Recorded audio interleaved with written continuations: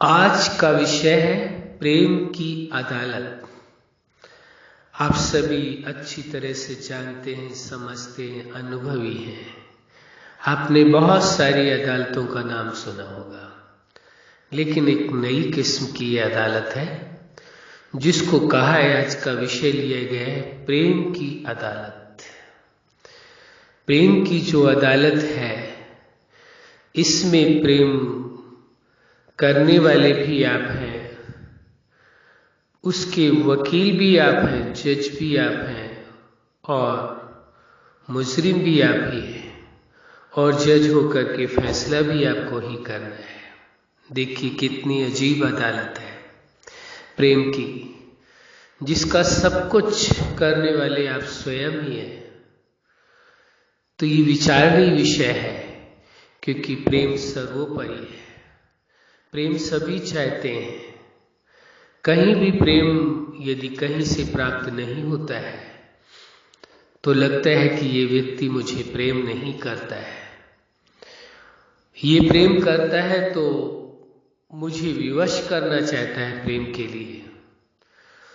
तो उसमें दोनों पक्ष आप ही होते हैं, और तीसरा पक्ष जो जज का निभाना होता है, अदालत में निर्णय जज को करना होता है। दो पक्ष होते हैं, दोनों पक्षों के लायर होते हैं, और निर्णय करने वाला जज होता है। इसमें सब कुछ आप ही है, और निर्णय भी आपको ही करना है। हाँ, जो सुप्रीम जस्टिस की बात आती है, सुप्रीम से सुप्रीम, जो सर्वोपरि सत्ता है, जीवनदाता, जगत नियंता, उसे सुप्रीम जस्टिस भी कहा जाता है। सबसे बड़ा न्यायकारी। दुनिया में कितने भी अन्याय हो जाए, लेकिन सबसे बड़ा न्यायकारी उसे ही माना जाता है। जब दुनिया से किसी को न्याय नहीं मिलता तो उसे उससे न्याय की उम्मीद रहती है कि सबसे बड़ा न्यायकारी तो वो बैठा है, उसकी अदालत में सदा न्याय होता है, अन्याय कभी नहीं होता है। तो जो सबसे बड़ा न्यायकारी है, जीवनदाता है, प्रेम का सागर है, उसने सभी को प्रेम का अधिकार दिया है, प्रेम की अथॉरिटी दी है, प्रेम से संपन्न बनाया है, अपने समान उसने सभी को प्रेम का सागर बनाया है। इसी प्रकार अपने समान ही उसने प्रेम की अदालत में आपको जस्टिस बनाया है, और जजमेंट भी आपको करना है। और जजमेंट भी किसका करना है? स्वयं का ही करना है। इसीलिए तो ये एक अनोखी अदालत है जिसका नाम है प्रेम की अदालत। इसमें सब कुछ आप ही होते हैं, दोनों पक्ष भी आप ही होते हैं, लायर भी आप ही होते हैं, जज भी आप ही होते हैं। जज होकर के आपको फैसला भी आपको ही करना होता है, और जो जजमेंट आप स्वयं के लिए देते हैं उस पर चलना भी, अमल भी आपको ही करना होता है। तो अब आप देखिए, जो प्रेम की अदालत है, सारा जीवन प्रेम के ही तो फैसले व्यक्ति करता रहता है कि ये व्यक्ति प्रेम के योग्य है या नहीं है, ये व्यक्ति मुझे प्रेम करता है या नहीं करता है। निर्णय ही तो होता रहता है हर वक्त, इससे मुझे प्रेम करना चाहिए या नहीं करना चाहिए, पूरी मानवता से मुझे प्रेम करना चाहिए या नहीं करना चाहिए। कभी प्रश्न उठता है, दुनिया के लोग तो बहुत स्वार्थी हैं, अपने मतलब के लिए ही लोग प्रेम करते हैं। अनेकों प्रकार के तर्क आते हैं मन में व्यक्ति के। फिर अंतिम फैसला आपका ही होता है कि उस प्रेम के सागर ने इतना असीम प्रेम दिया है, सारी मानवता के लिए प्रेम दिया है, लेकिन उसमें दोनों पक्ष आप ही हैं, उसका तर्क भी आप ही दे रहे हैं, आपका मन ही दे रहा है, और फिर उसमें जज होकर के जजमेंट भी आपको ही देना है, और उस पर अमल भी करना है। तो आपका जजमेंट आता है, नहीं, पूरी मानवता से प्रेम करना चाहिए, सभी जीवों से प्रेम करना चाहिए, उन पर दया करनी चाहिए, क्योंकि प्रेम होगा तभी आप दया कर सकेंगे उन पर। उन्हें क्षमा कर सकेंगे, उन पर रहम कर सकेंगे, उनका कल्याण कर सकेंगे। प्रकृति पर जब प्रेम होगा तभी प्रकृति की सुरक्षा कर सकेंगे। नहीं किन्हीं न किन्हीं कारणवश व्यक्ति प्रकृति को नुकसान पहुंचाने का जिम्मेवार हो जाता है, लेकिन प्रेम होगा तो वो यही कोशिश करेगा प्रकृति का नुकसान न हो, उसको और संवारने में जो योगदान दिया जा सके वो दें, उसका नुकसान ना करें, क्योंकि जीवन प्रकृति के बिना भी संभव नहीं है। यदि जीवन से प्रेम करते हैं तो प्रकृति से या अन्य जीवों से नफरत नहीं कर सकते, क्योंकि मनुष्य जीवन के लिए निश्चित समझिए जो कुछ जीवन दाता ने सृष्टि में अन्य सब कुछ बनाया है, अन्य जीव बनाए हैं, ये प्रकृति बनाई है, ये सभी एक दूसरे के जीवन के लिए सहायक है। ऐसा नहीं है कि वो केवल मनुष्य ही सृष्टि में जीवन अपने हिसाब से जी सकता है और किसी को जीने का अधिकार नहीं है, और यह और किसी की आवश्यकता नहीं है, न ही प्रकृति की आवश्यकता है, न ही अन्य जीवों की आवश्यकता है। यदि ऐसा कुछ होता तो वो जीवन दाता, जगत नियंता, जो सबसे बड़ा समझदार माना जाता है, वो ऐसी रचना फिर क्यों करता है? प्रश्न उठता है। इसका मतलब ये हो सकता है कि हमें न मालूम हो और जीवों की आवश्यकता है हमारे जीवन में या नहीं है। यह प्रकृति की आवश्यकता तो सबको दिखाई दे रही है कि प्रकृति नहीं हो तो ये जीवन हो ही नहीं सकता, क्योंकि 5 तत्वों का प्रकृति का ही ये शरीर है और चेतना है। दोनों के मिलने से ही जीवन है, अलग होने से जीवन का समापन है। सत्य को सभी जानते हैं। प्रकृति के 5 तत्वों में से एक भी तत्व ना हो, अभाव हो, तो जीवन संभव नहीं है। तो ये तो सभी इस बात को जानते हैं कि प्रकृति का होना जीवन के लिए परम आवश्यक है, वो भी उसका शुद्ध रहना, प्रदूषित ना हो।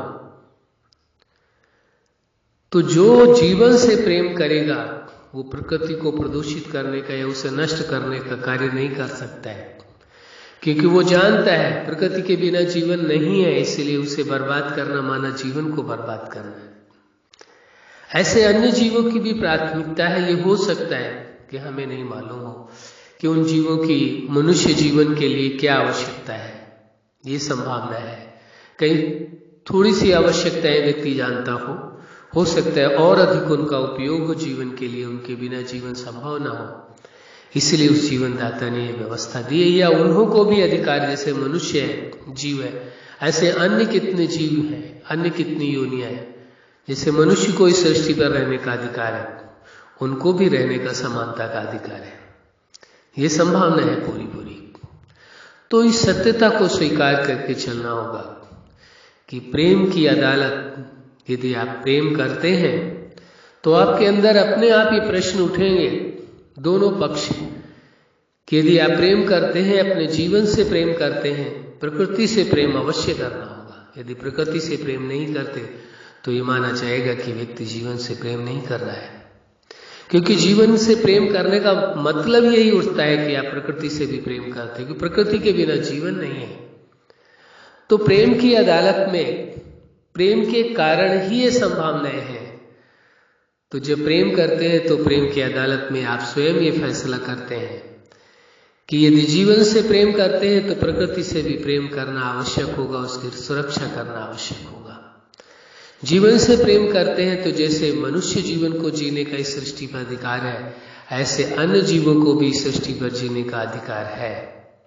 जब जीवन दाता ने ही ये सब कुछ बनाया तो अवश्य सोच समझ करके ही बनाया होगा।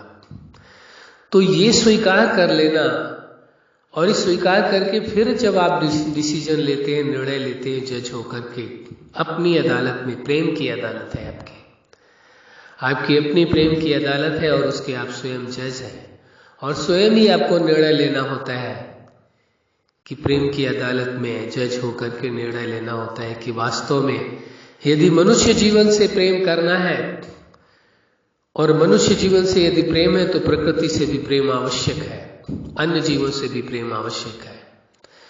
तो प्रेम की अदालत में जो फैसला आप लेते हैं उससे जीवन सहज हो जाता है, सरल हो जाता है, और वह व्यक्ति किसी दूसरे के जीवन को तकलीफ पहुंचाना नहीं चाहेगा, किसी अन्य जीवों को भी कष्ट पहुंचाना नहीं चाहेगा और प्रकृति का भी नुकसान नहीं करना चाहेगा। क्यों?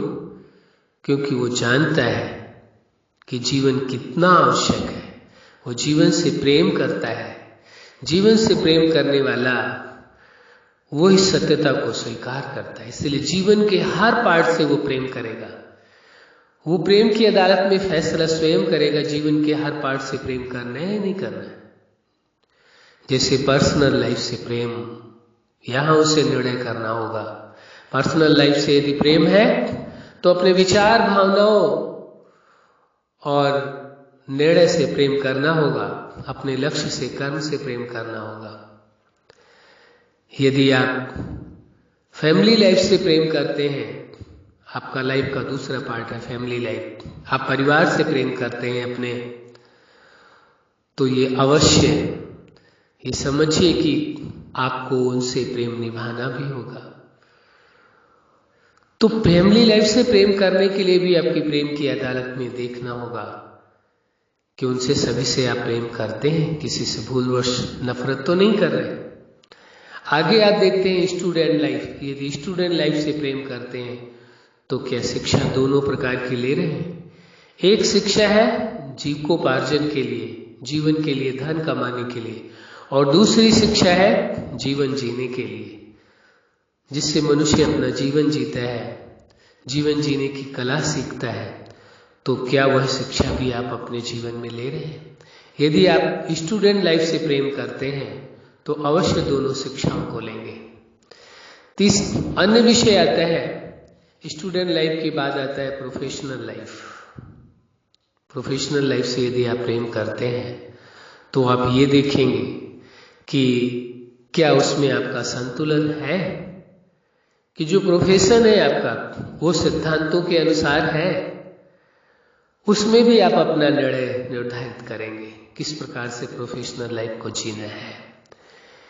इसके बाद आता है मैरिज लाइफ। मैरिज लाइफ में भी आप संतुलन बना करके चलेंगे, क्योंकि दो व्यक्तियों के बीच ही संबंध नहीं होते हैं, दो व्यक्तियों के बीच से रिश्ते नहीं जोड़े जाते हैं, बल्कि दो परिवारों के बीच में रिश्ते जुड़ते हैं। क्या उसमें बैलेंस है? दोनों परिवारों के प्रति रिस्पेक्ट है?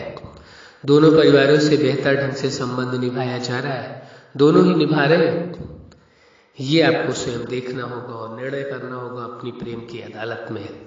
क्या प्रेम है दोनों तरफ? उसकी प्राथमिकता देखनी होगी। इसके बाद आता है सोशल लाइफ। क्या आपका सामाजिक जीवन, उसमें पारिवारिक जीवन और सामाजिक जीवन, व्यक्तिगत जीवन और सामाजिक जीवन में संतुलन है, बैलेंस है? ये आपको स्वयं देखना होगा। अपनी प्रेम की अदालत में स्वयं को जज होकर के देखना होगा, क्या जितना प्रेम आप स्वयं से, परिवार से करते उतना ही समाज से करते हैं? ये स्वयं निर्णय लेना होगा। या क्या कैसे करना चाहिए, कैसे चलना चाहिए, जीवन को चलाना चाहिए, कैसे सिद्धांत बनाने चाहिए, ये स्वयं का आपका निर्णय कार्य करेगा। इसके पश्चात आता है स्पिरिचुअल लाइफ, आपकी आध्यात्मिक जीवन। जिस धर्म को आप स्वीकार करते हो, जिन मान्यताओं को आप स्वीकार करते हो, ये आपका व्यक्तिगत विषय है, लेकिन फिर भी उसमें देखना होगा कि उसमें आप मंजिल तक पहुंचने के लिए कितना प्रयत्न कर रहे हैं। अपने लक्ष्य को, जो स्पिरिचुअल लाइफ का जो आपका लक्ष्य है, उसको लक्ष्य से आप कितना प्रेम कर रहे हैं, उसके लिए कितना प्रयास कर रहे हैं, ये आपको अपनी प्रेम की अदालत में देखना होगा। यदि आप प्रेम करते हैं तो अवश्य प्रयत्न करेंगे। स्पिरिचुअल लाइफ में जो मुख्य जीवन दाता जगत नियंता की बात आती है, उसके साथ आपका संबंध कैसा है, उसे कैसे आप निभा पा रहे हैं और कैसे जीवन में अनुभव कर पा रहे हैं, वो सभी विषयों में आप विचार करेंगे। इसके बाद नेचुरल लाइफ आता है, एक स्वाभाविक जीवन जीना, उसके विषय में भी आप सोचेंगे। फिर आता है सुपर लाइफ, जो आप स्वयं अपनी निर्माण करते हैं।